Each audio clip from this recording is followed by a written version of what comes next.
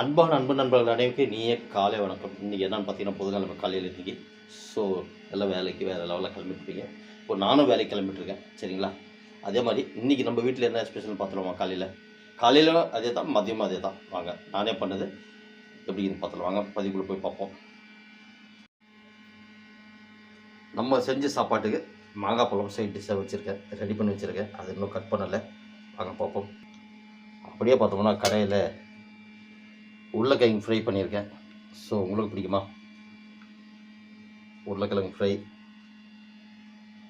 அப்படியே வாங்க. அடுத்ததாக பார்த்தீங்கன்னாக்கா ரைஸ் வச்சுருக்கேன், ஒயிட் ரைஸு குக்கரில். ஸோ இதுதான் வழக்கம் போல் இதுதான் பண்ணியிருக்கேன். ஸோ அதே பார்த்துருமா? வாங்க அதையும் ஓப்பன் பண்ணிவிடும். வாங்க அதையும் ஓப்பன் பண்ணிவிடுமா? ஒயிட் ரைஸ் உருளைக்கிழங்கு வந்து சைட் டிஷ்ஷாக ஃப்ரை பண்ணியிருக்கேன்.